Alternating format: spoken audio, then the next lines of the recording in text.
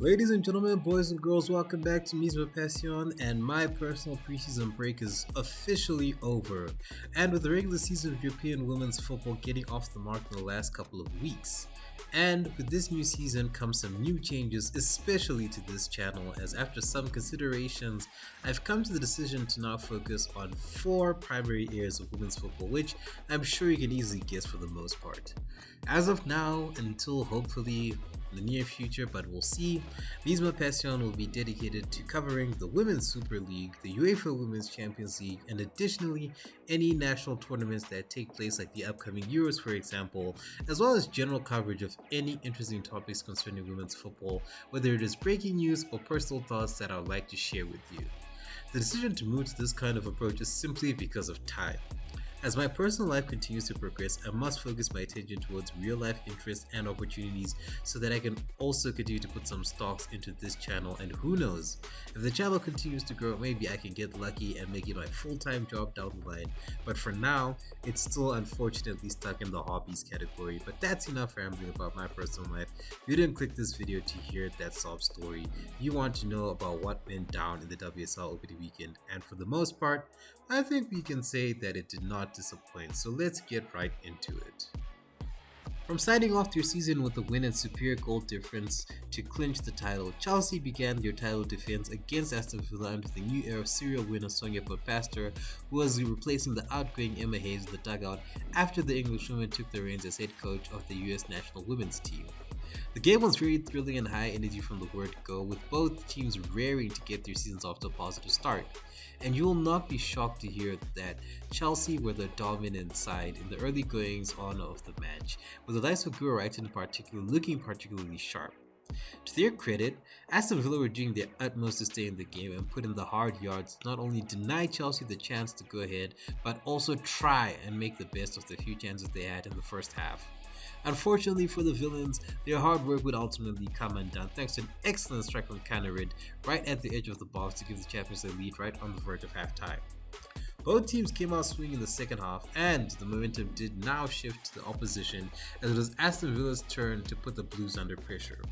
The Birmingham outfit pulled out all the stops to pull one back, with regular threat Adriana Leon proving herself a nuisance time and again, and new signing Katie Robinson putting in a decent debut performance at the home of the champions. Former Arsenal goalie Sabrina D'Angelo even got into the action as she stepped up on more than one occasion in an attempt to put Villa back on level terms, but ultimately her attempts as well as those of her teammates proved fruitless, as despite their best efforts and their spirited performance, Connor's first half goal would prove to be the decisive winner for the champions to see past Aston Villa and mark the beginning of the Bompastor era with a win. The next match in the WSL's opening weekend saw Manchester United romp to an excellent 3-0 victory over West Ham side, who on both the men's and women's sides are just struggling to get a positive result, with the women's saving grace being that it was their opening game.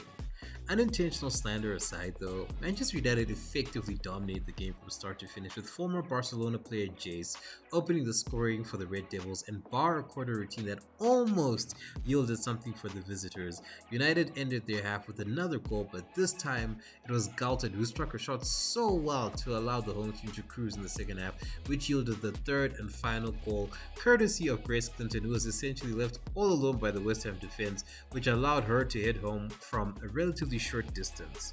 To their credit though, West Ham did continue to fight despite being undeniably wild, with their best chance coming from Christy Mewes, who did unfortunately blast the ball outside the stadium despite being alone with the keeper and practically just about, give or take, 5 yards away from the goal.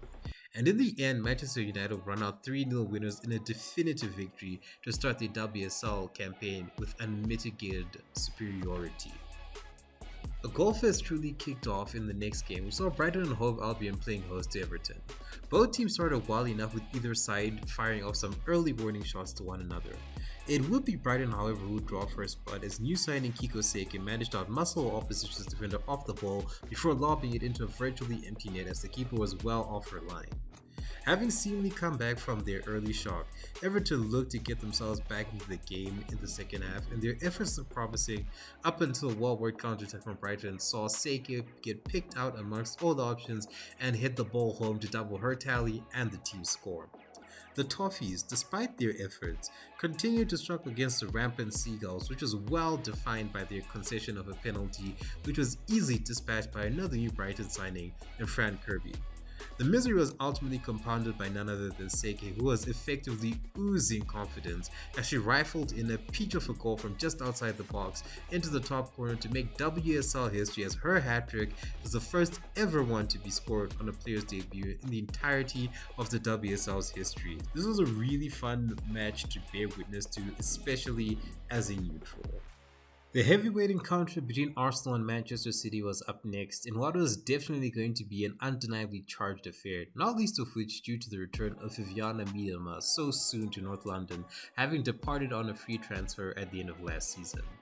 The match started in City's favour as one might suspect, but the Gunners would soon come into the game and ultimately get the first goal of the match, with Frida Maanum viciously firing a loose ball into the net to give Arsenal the early lead. The Gunners were in full flow and City were really struggling to stamp the authority on them, and ultimately had to thank a deflected Miedema shot for them drawing level towards the end of the first half as the Dutch international came back to haunt her former club. The second half started off very well for the Arsenal, who came out guns blazing, no pun intended, as evidenced by a Caitlin Ford goal that was ultimately ruled out for offside. This time though, the citizens would be better suited in responding to Arsenal's questions as last season's runners-up began to assert themselves more actively over a soon-to-be beleaguered home side. City's efforts would finally pay off as a wonder goal from Parker put the Sky Blues in the lead for the first time in the match, with Arsenal goalie Zinsberger being caught firmly off guard by the shot. The goals fortunately did not stop there, as some well-worked substitutions by Jonas Edeval would allow for Arsenal to rescue a deserved point thanks to an emphatic strike from Beth Mead to save Arsenal some first match blushes like what happened last season, with both sides ultimately sharing the spoils of their great encounter. The four-goal thrills continued in the London derby, with Tottenham Hotspur facing up against Crystal Palace. Spurs dominated the early proceedings, with Palace goalie Yanez being called upon to make a great save to deny Australia international Hayley Raso a first goal in the Lily White. Raso though would not have to wait too long for a moment, as her shot/ground cross attempt was misinterpreted by Yanez later on to give Spurs the lead. Palace did try to get things level, but the North Londoners would manage to see things through into the second half with a one-goal lead. Spurs' positive attacking play was far too much for Palace to handle early on in the second half, as Jessica Naz would soon put the home side 2 goals up. Drew Spence would also add her name to the goal scorers column before substitute Olga Attinen, I hope I pronounced that correctly, would pick one outside the box to round off the scoring fiesta for Tottenham, who just had too much going about them for Crystal Palace to handle.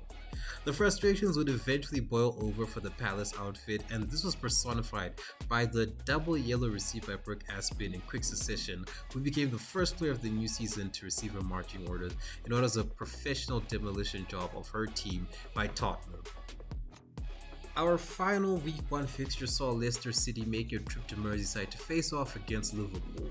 It was a very awkward start for the Foxes, who were struggling to get themselves in the game and found themselves being carved open time and again by the Reds, who would have easily cantered to victory had it not been for their at times sloppy finishing and the goalkeeping heroics of Lisa Kopp. Again, hope I pronounced her first name correctly there.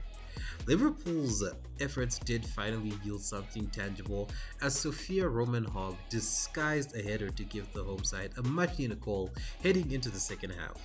Though down by 1, Leicester continued to push as they'd shown in the first half even prior to trailing, and their perseverance would finally pay off with a great goal early on in the second half from Jutta Rantala, who got picked out so well by Cayman to draw the Foxes level. Despite their best efforts and their sustained pressure up front, Liverpool were ultimately unable to open Leicester up again despite some very good attempts from the likes of Bonner. Leicester themselves also did their best to try cause an upset, but ultimately neither team was able to find the winner, as the game would ultimately finish 1-1 in what was arguably 2 points dropped for Liverpool, who really should have done much more to break apart the admittedly inferior opposition. And with one match week down, we have 21 to go, and the current WSL table looks like this. Some great first impressions have been made by some of the league regulars, whilst the championship chasing pack are currently being led by the red side of Manchester. All in all, this was a welcome return of the WSL, and as the weeks go by, the league will start to take a more firm shape as we all largely expect the usual names to be where they belong. And that is it for today's video. Which match or matches stood out to you in Game Week 1 of the Barclays Women's Super League? For me personally, I really did enjoy watching the City Arsenal game because not only was it a clash between two top teams, which always pretty much guarantees fireworks no matter where you're watching or who you're watching, but I think it is also a magnificent advertisement of what the league and the women's football, at least in England, has to offer. And I know that I've parroted that phrase a lot in the last year about, oh, it's a good show of what women's football can be about. But really, when you watch a game like that, it's pretty hard to deny that, even though, in all honesty, that phrase may be starting to lose its power a little bit because I've just been spamming it too much. So I'll try to lean away from it as the weeks and the months go by. But anyway, share your thoughts in the comments below. Make sure to like, share, and subscribe if you enjoyed today's video, and I will see you in the next one.